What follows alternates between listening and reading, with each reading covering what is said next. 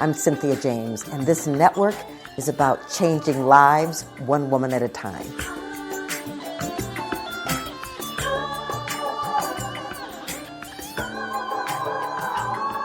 Hello, ladies, and welcome to Women Awakening. I'm your host, Cynthia James, and I am so honored that I get to introduce you to magnificent women that inspire me and that are game changers on this planet. I am so grateful to be with you every week. I hope that you will subscribe. You can go to Spotify, iTunes, iHeart, Amazon. You can subscribe in a lot of places and join a community of women around the world that are making a difference. So my guest today is someone I adore. And we have been around each other for many years. We've supported each other over the years. And I'm so honored to introduce you to Inga Canfield. This is the first thing it says in her bio. Inga Canfield is a whimsical invitation for feminine connection and embodies compassion and vulnerability as a transformative power to make an impact at a local and global level. She's also the heartbeat and self-described CEO, Chief Enjoyment Officer of her 20-year marriage to Jack Canfield. And you all know who he is, the international speaker, trainer in 117 countries, right? Also, Inga worked with Jack to create the Transformational Leadership Council in 2004 and regularly meets with TLC members, 160 global members, right? Authors and CEOs and movie producers and directors and coaches. I'm so honored to be a part of this group. I smile every time I think about it. So Inga, welcome. Yeah, and Cynthia James, she's in that group. And it didn't get so packed with woman power until she joined, which was a few years after her dear beloved husband, Carl, whose picture is in my bio. I do need to update that and be a little more honest, because that was at least 10 years ago. So you know how our pictures, we attach to our younger selves. Anyway, it's a great looking picture. Right? It's the best picture I've ever had of myself. I have so much makeup on. I've never worn, and it looks really good. And, I'm like, my brain is flooding right now because I'm so happy I'm so happy to be with you, Cynthia, with your beloved women. I know they're incredible. I know some of you, maybe not in person, but I definitely know your hearts and where you've been and how much we strive to grow and be our best selves. And I've been on that journey as well. And I'm always growing and I'm always, moving toward my more true nature and my more excellent qualities that I know that are living inside of me, waiting to come out. And, there's some waiting still, but yes. Well, Inga, I want to talk to you about that because I love that you're the Chief Enjoyment Officer. I want to talk about that because, you have dedicated all of these years to creating love and family and connection and honoring the trajectory of your beloved and at the same time standing in your own inner search. So I want to talk about that. Wow, you said that so beautifully. I just would sit back and hear you describe my life. But the journey, it sounds very like, romantic and poetic, but man, we've been together 25 years and there's been several times where luckily I'm with the most patient and one of the more mature men that I've ever met. Still, I feel that way. And I had to grow up a lot and I really needed to mature. And I came to the relationship in 1997 with a lot of trauma and things that I needed to overcome. But, I picked the right person because that has been my driving force. My motivation since I was a little girl was to free myself from this trauma. It kind of went dormant because to say the thing that, I grew up in La Jolla in San Diego in a small idyllic town with this very sweet beach life. We lived a half a block from the beach. And then when I was 8 years old, my father, my daddy, committed suicide. And it created it put me, I was such an innocent and present. And I mean, I've never really changed this part of me. There's a large childlike part of me. And then there's this other person that through Jack, I have become that woman who still holds those childlike things. But I had to go through the work to release the trauma. Right. And I feel like I am, and I'm going to go right to the present. This last year has been my happiest year. I mean, it's really hard to hold. This has been my best year. And in our country, it's just devastating. Like right now in Texas, and we could go there, but we're going to stay here.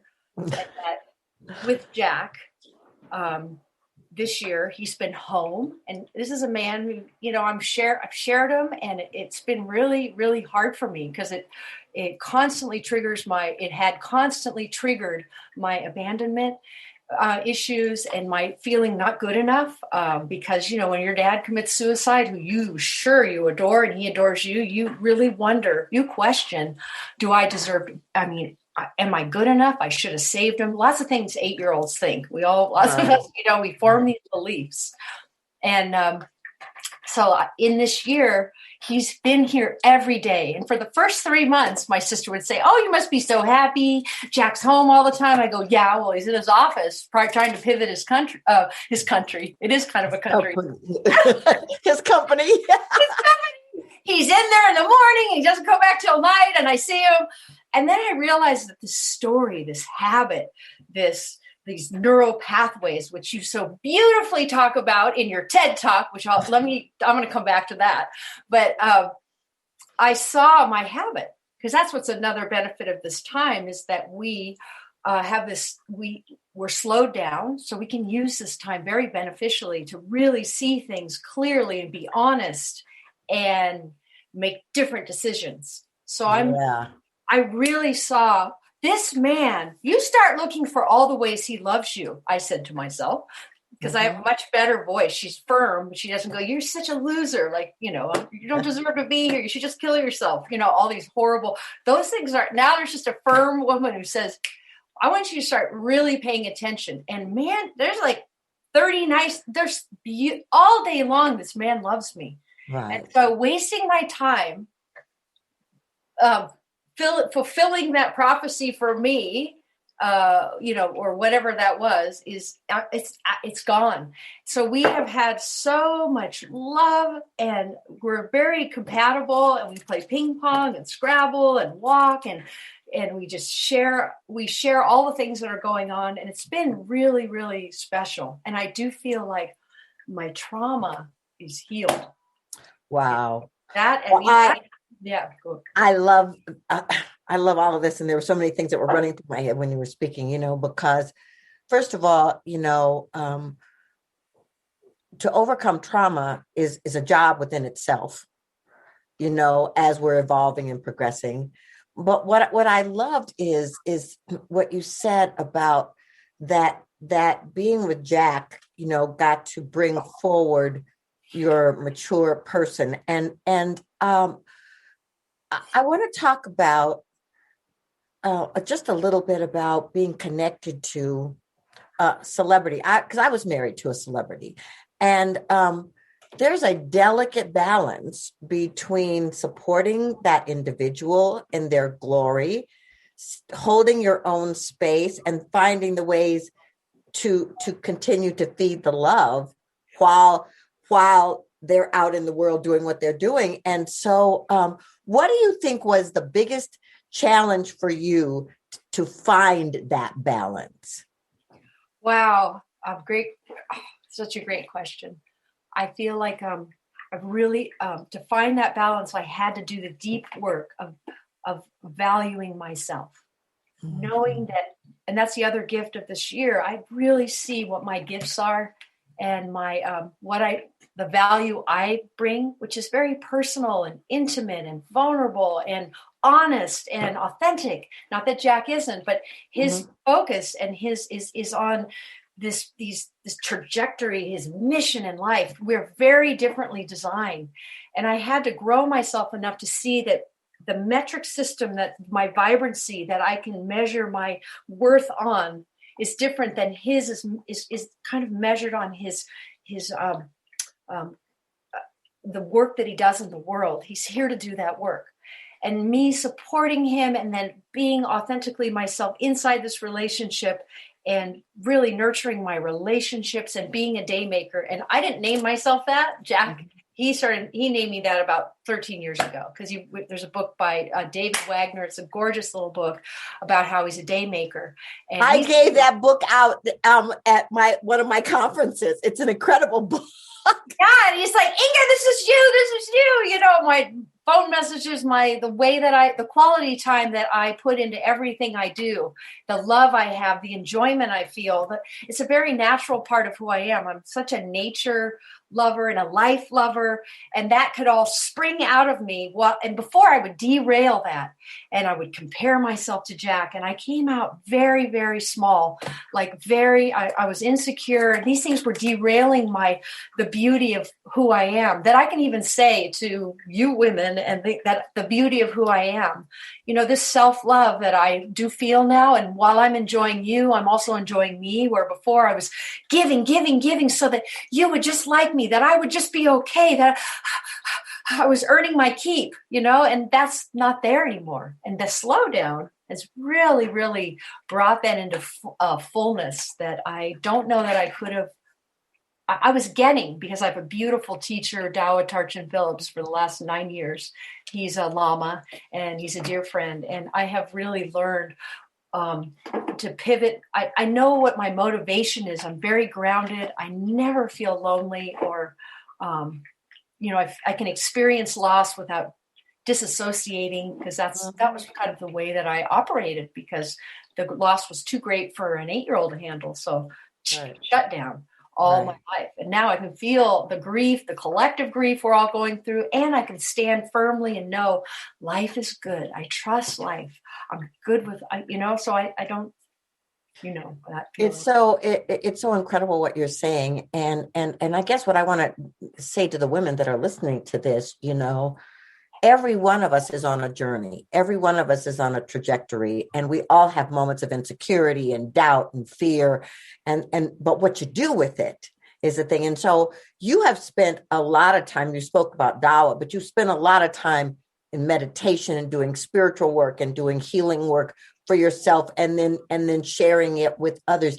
Tell us why meditation is important to you. Oh, because knowing my mind, that the openness and the natural state of my mind is one of the more wonderful. It's the thing that the space where all the qualities live, where, my wisdom and my compassion and my love, my great love for life and for people and animals, where in that natural space, I can connect with that.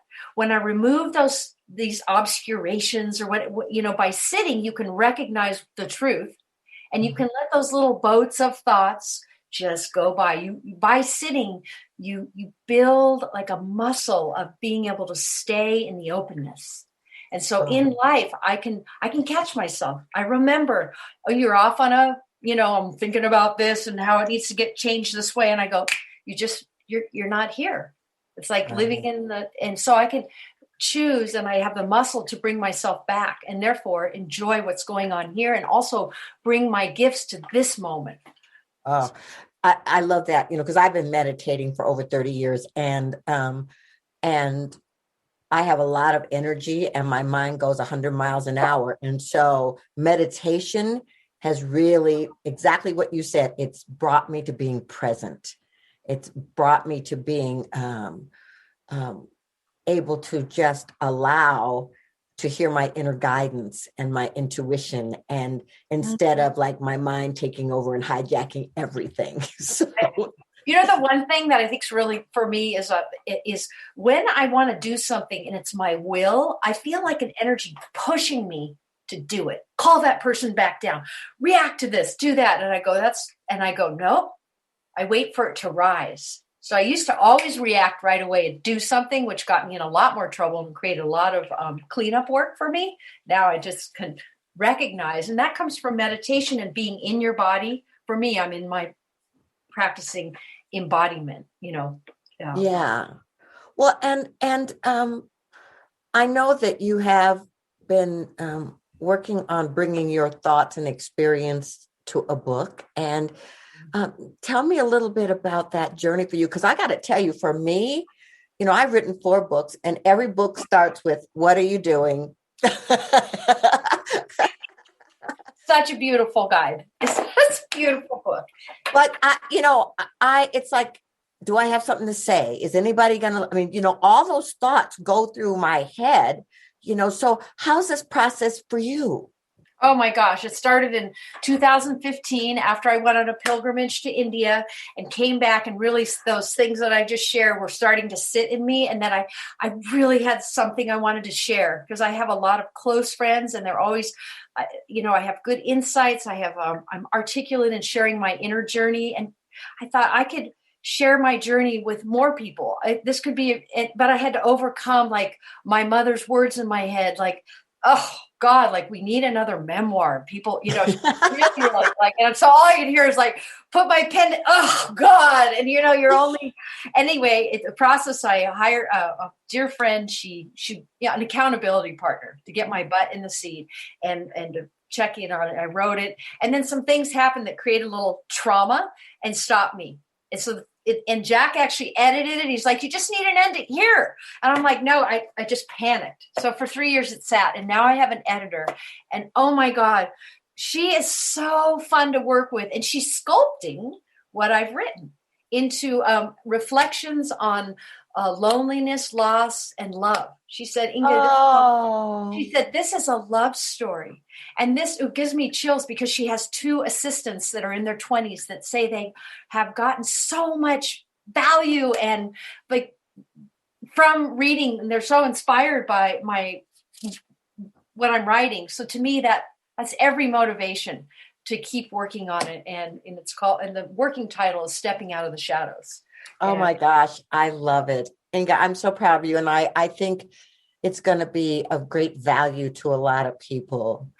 Before I ask you my last question, I know you're not, a Jack out in the world, but if people wanted to contact you, do you have a website or someplace where they can go and see you? I will. But it's still just Inga. It's funny. Inga@jackcanfield.com, my email, because I don't have a website, Okay. So I'm still like next door to Jack with Inga@jackcanfield, but anyway, I saw. Well, that's okay. I mean, wherever they can find you is a good thing. Can I just say one thing? Oh, I just want to say your TED Talk is so beautiful, Cynthia.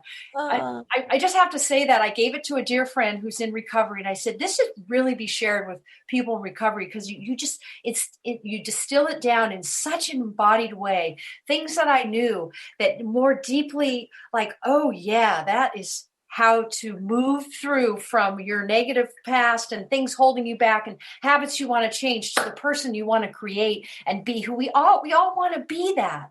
But how? And in 12 minutes, you really lay the groundwork in such a Cynthia James way. Nobody can do it like you. You are such a dear friend. And in TLC, my first memory is that you just caught me when I was completely disassembled and put me right back together by holding the space for me. And you're so in such a gorgeous way. I love you so much. Oh, I love you too, Inga. And I'm so grateful to be in this journey with you. I ask the same last question of every guest, because this show is called Women Awakening. What is the one thing you want women to know about the possibility of their awakening? God, I think just who you are is good enough. Like starting with it really is, and then act as if, and then get the support and the things that touch you to take the next step. Because I just see people who are they're frozen. The women, I see them, and I just want to offer a hand. That who they are, authentically who they are, is good enough. It's beautiful. It's totally needed. Like the Dalai Lama says, the women of the Western world are going to change the world. I truly believe that. So if we all offered They're our unique gift, whatever it is, without comparing it to your neighbors right over there. It's good enough.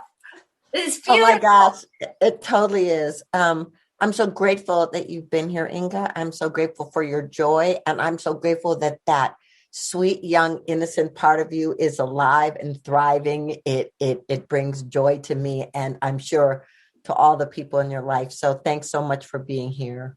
Thank you for having me. I feel so seen by you. And I think that's the most important thing in life, when you feel seen and when you see somebody. So thank you very much for having me, and all of you for listening and being here. I feel very grateful.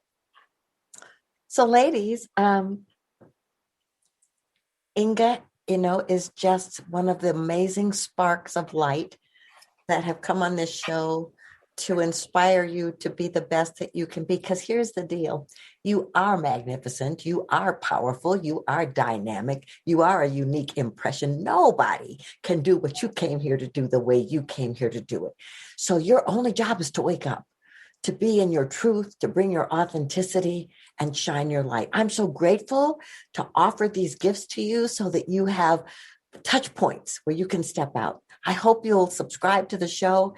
Know that I love you, and we come here every week, and I'm excited to spend time with you. Have a great time, and I'll see you soon. Bye.